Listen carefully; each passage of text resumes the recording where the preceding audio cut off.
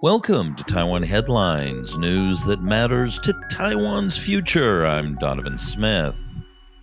President Tsai Ing-wen on Sunday urged people in Taiwan to conserve water and brace for shortages.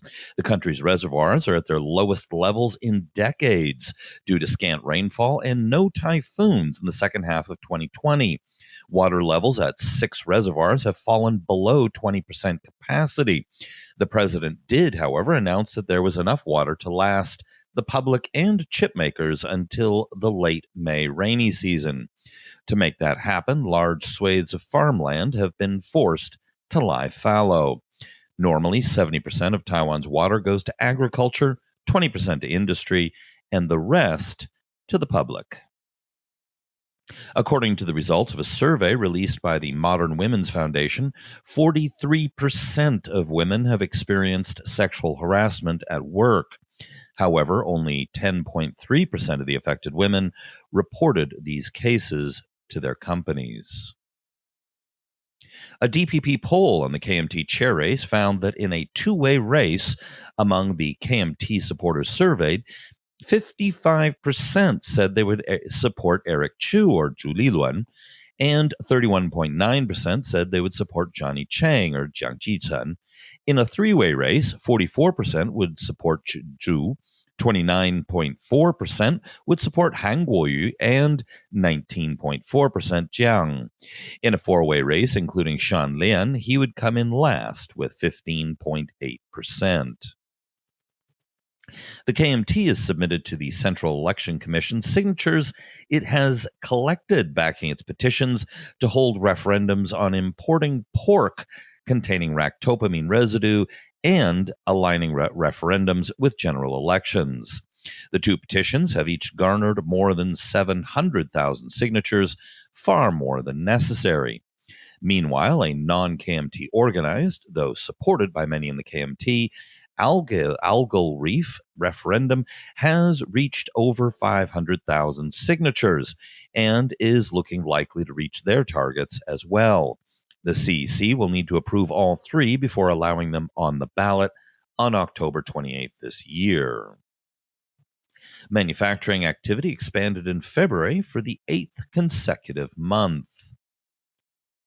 Chinese Minister of Foreign Affairs Wang Yi warned the administration of U.S. President Joe Biden to roll back former U.S. President Donald Trump's, quote, dangerous practice of showing support for Taiwan. Quote, the Chinese government has no room for compromise, Wang said. Quote, we urge the new U.S. administration to fully understand the high sensitivity of the danger of the Taiwan issue and completely change the previous administration's dangerous practices of crossing the line and playing with fire. In response to this and other recent statements, the Mainland Affairs Council in Taiwan issued a statement saying that the Republic of China is a sovereign nation and that Taiwan has never been a part of the People's Republic of China. Taiwan and Palau are in the planning stage of creating a travel bubble between the two nations.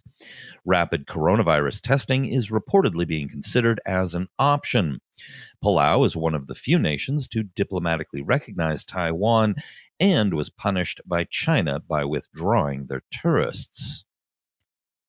Taiwan's military is planning to send 2 representatives to the United States to attend an annual meeting on bilateral exchanges of military mapping and geospatial information in August.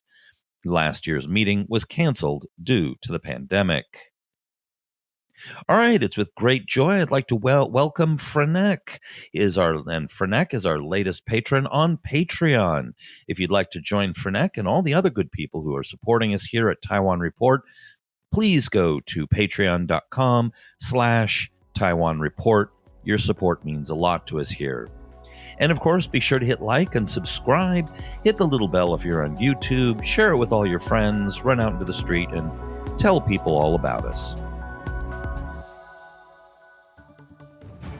This has been brought to you by the Taiwan Report. For more content like this, become our patron at report.tw. 哎呦，就是那个台湾狗啦，最喜欢我的台湾狗了。